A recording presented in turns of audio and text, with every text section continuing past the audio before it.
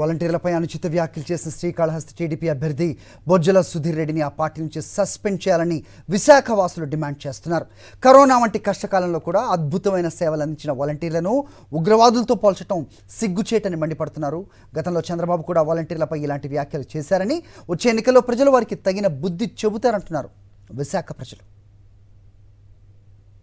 MLA అభ్యర్థి బొజ్జల సుధీర్ రెడ్డి వాలంటీర్లపై చేసినటువంటి అనుచిత వ్యాఖ్యలు రాష్ట్ర వ్యాప్తంగా సంచలనంగా మారాయి. వాలంటీర్లను ఉగ్రవాదులతో పోల్చడం, జిహాదీ సంస్థలతో పోల్చడం వంటి అంశాలు సంచలనంగా మారాయని చెప్పాలి. రాష్ట్రంలో వాలంటీర్ల ద్వారా సేవలు అందుకున్నటువంటి ప్రజలంతా కూడా దీన్ని తీవ్రంగా ఖండిస్తున్నటువంటి పరిస్థితి ఉంది. ప్రస్తుతం మనతో పాటు విశాఖలోని కొంతమంది మహిళలు, విశాఖ వాసులు ఉన్నారు. మాట్లాడదాం.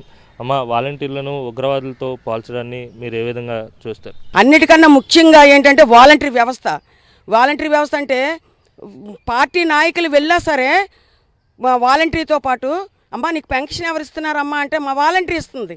జగన్మోహన్ రెడ్డి గారి పేరైనా చెప్పట్లేదేమో కానీ వాలంటీర్ల పేరు చెప్తున్నారు. అంటే వాళ్ళు ప్రజల్లో మైండ్లో ఎలాగుందంటే వాలంటీర్ అంటే తన కుటుంబంలో ఒక సభ్యురాలుగా, ఒక సభ్యుడిగా, ఒక కన్న కొడుకో, ఒక కన్న కూతురులాగా వాళ్ళు భావిస్తున్నారు. ఏంటంటే తెల్లవారు 5:30, 6 అవ్వబోతాడికి పెన్షన్లు తీసుకెళ్ళివ్వడం, ప్రతి పథకాలు అందించడం, వాళ్ళు వాలంటీర్ అంటే ఎంతో గౌరవిస్తున్నారు. ప్రతి నియోజకవర్గమే కాదు రాష్ట్రం అంతటా కూడా. ఈరోజు వాలంటీర్ వ్యవస్థను తీసుకొచ్చి ఉగ్రవాదులు అని చెప్పి, అది వాలంటీర్లు ఎక్కడి నుంచి వచ్చారండి? జగన్మోహన్ రెడ్డి గారు కడప ఉగ్రవాదులతో అనడానికి జగన్మోహన్ రెడ్డి గారు కడప నుంచి తీసుకొచ్చి చేశారు. ఇక్కడ మా రాష్ట్రం అంతటా వాలంటీర్ని, మా వాలంటీర్, మా వీధిలో మా వాలంటీర్నే, మా ఇంటి దగ్గర ఉన్న అమ్మాయినే మాకు వాలంటీర్ చేశారు. ఈక్వల్గా ఒక డిఫెన్స్లో చేశారు. అలాంటిది వాళ్ళని ఇలా మాట్లాడడం అయితే కరెక్ట్ కాదు. ఎందుకంటే ఆ ఒక్క విషయంలోనే కాదు, కోవిడ్ తర్వాత కూడా ఎన్నో రకాలైన సేవలు. ఇప్పుడు ప్రతి ఇంటికి 1వ తారీఖు ఉదయాన్నే వచ్చి ముసలి వాళ్ళకి, పెద్దవాళ్ళకి, వయసు పైబడిన వాళ్ళు బయటకు రాకుండా వాళ్ళు పడుకొని లేవకముందే వచ్చి తలుపు తట్టి వారికి పెన్షన్ అనేది ఇస్తున్నారు. ఇచ్చి అంత సర్వీస్ చేస్తున్నారు. పోనీ వాళ్ళకి సర్వీస్ చేస్తున్నారు కదా అని చెప్పి వాళ్ళు ఏమైనా డబ్బులు ఏమైనా తీసుకుంటున్నారా? లేదు.